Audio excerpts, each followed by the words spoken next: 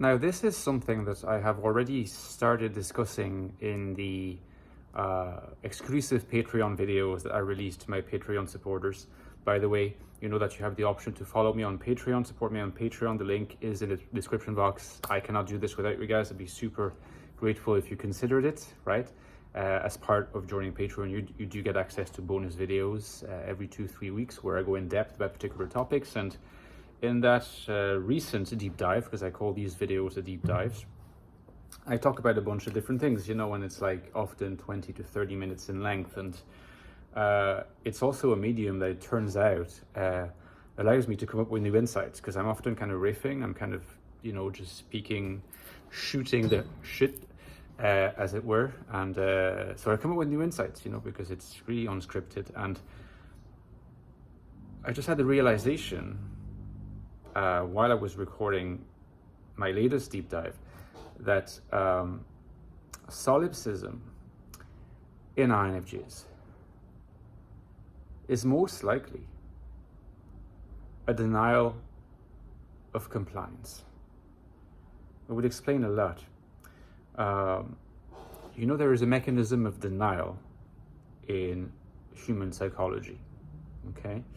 And it can be very powerful, it's very primitive, it's costly, but sometimes, depending on the area you live in or the society that you live in, it can be more or less socially stigmatizing to operate a lot by denial, just like splitting, which is another mechanism. For example, in many parts of the world today, including the West, perhaps especially the West, America, for example, being in denial by climate destruction in many communities is fine.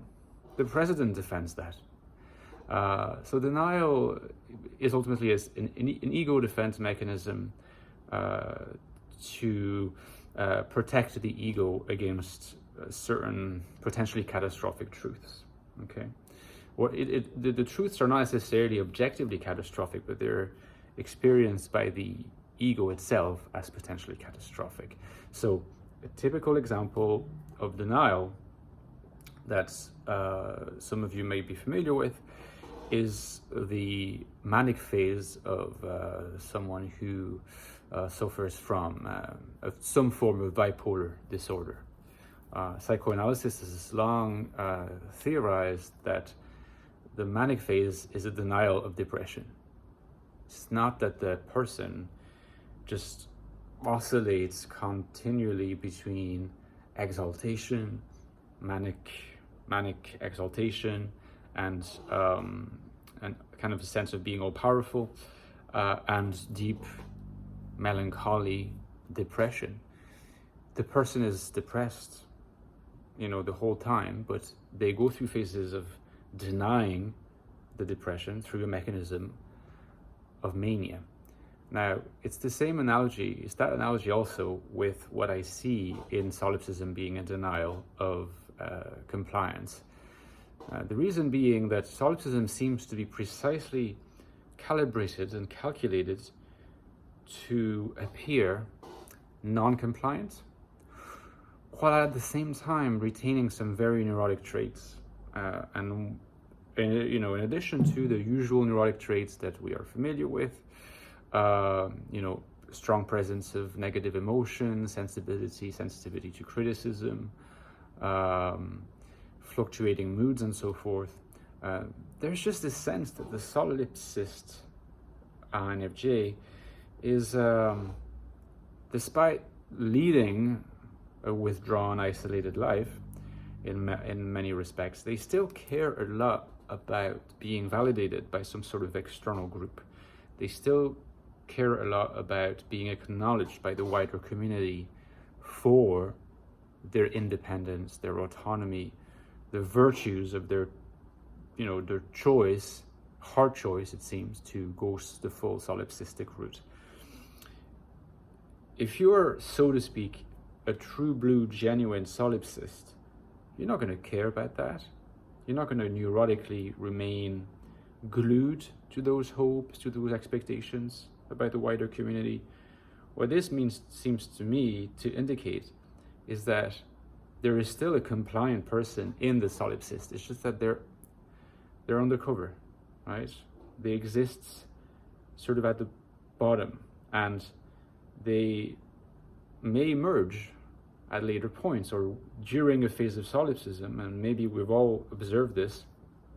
A solipsist can sometimes, when they're interacted with on occasion, betray very deep sensitivity and a very deep touchiness and a level of self-conscious awareness that is very, very surprising. And I think it's because the whole time the compliance is there. It's just being denied. Might also explain why a compliant can become a solipsist and then sort of become compliant again, right? It's less common for a solipsist to become compliant and then solipsist again. And I think there might be something important to observe here. Note also that what this indicates is that at some level, and I think again this makes sense, compliance is more fundamental than solipsism, because solipsism is a reaction against compliance.